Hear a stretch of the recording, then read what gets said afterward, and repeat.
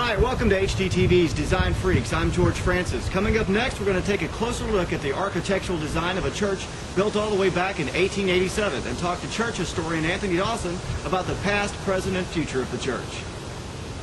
And news correspondent Kimberly Kelly takes us on a ride in the General Lee with a guy that looks surprisingly like me. All that's coming up now on HGTV's Design Freaks. Hello and welcome to HGTV's Design Freaks. I'm George Francis. Today we're in Greenville, South Carolina in front of a church built in 1887.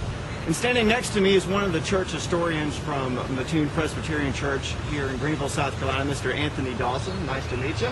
Thank you. Thanks for being on the show. The church has been here since 1887, right? That's correct. So has this church always been here? Where did it all begin? The church began in 1887 over the old railroad station not too far from here. Both the spiritual and physical building of the church is one that we've kept up over the years from a history standpoint. From a physical standpoint, the land most undoubtedly was given by the McBee family, which lives not too far from here, one of the original families of Greenville. They donated the land. We believe that on this site, the Catholic Church, which was down the street, was actually on this present site. The building architecture reflects building of that day and time, 1887. Interesting. So we know the background of the church. Now, tell us a little bit what's on the outside of the church. Is this stuff original to the church? What is this exactly? The original church was brick. Currently it's covered in stucco. The stucco was replaced, obviously, with a brick in place as much as possible. As you see, the finials and corbels, some of that's been replaced. The actual stained glass windows, we believe, were actually designed probably back in 1940 or so, 1950. Probably the original windows were actually clear. But some of that's been restored recently, and that's what you can. I noticed that you've got this nice, really like what I would call like clamshell window up there. Is that new, or is that also part of the restoration?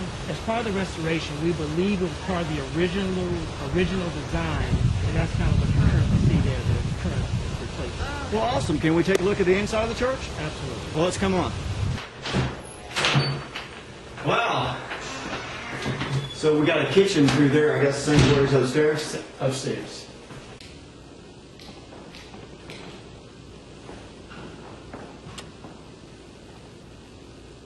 Well, nice. So we're looking at the windows here. All these are stained glass windows. Can you tell me a little bit about them? Some of the stained glass windows you see, some of it's actually original handmade. Some of the others been machined throughout the years. It all sort of comes together to create this mosaic of stained glass that you see that's really representative of the entire church throughout. Wow. So back in the day in 1887 they had to hand make these, and now since they are being replaced, and some of them have been replaced in the building, they're basically handmade, so some things don't change, right? Right. It's one of the things that we're looking at now. How do we replace the windows and keep it as close and true to the original design as possible? So I understand since y'all are updating the church, you've also updated the outside playground as well, right? That's correct. Actually, one of the youth in the church became an Eagle Scout. That was the Eagle Scout project. All right. Well, that's great.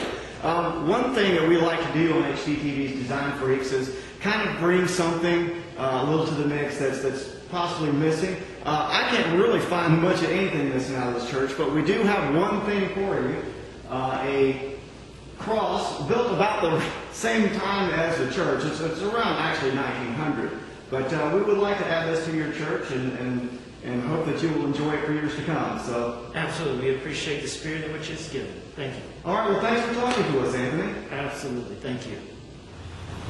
A special thanks to Anthony Dawson of Mattoon Presbyterian Church in Greenville, South Carolina.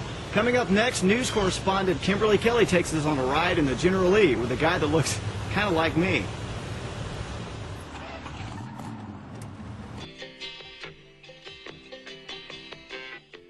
This is the General Lee. And this is George Francis, just a local guy in Powdersville, South Carolina, who likes to recreate famous cars. Back in 1979, all of us as little kids used to watch the Dukes of Hazzard, and our bicycles were always the General Lee. And you know, some people grew up and forgot about the old General, but not George. He built his own. This car has actually been used for both Warner Brothers movies, The Dukes of Hazzard 2005 and then the sequel after that. They also used it for the horn in the Jessica Simpson MTV video. These boots are made for walking. It's also appeared at Dukes Fest several years. Dukes Fest is a Dukes of Hazzard event where all the fans of the show bring all their cars, get together with the stars, and we watch a few musicians play, and we actually jump generally and flip over 2 Roscoe police cars.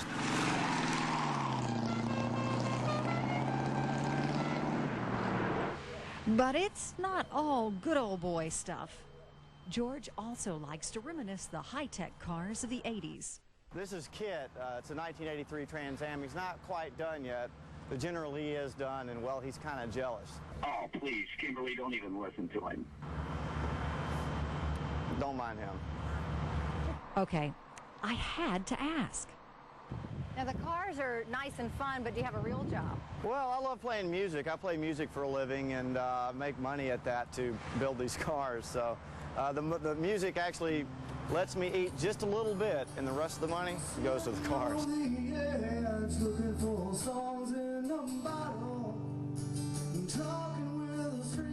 Hey, I wasn't about to leave without getting a ride. I just hope he's not going to try and jump a bridge or something. Just a local guy and his car collection. That's what George is doing in the Carolinas. What are you doing?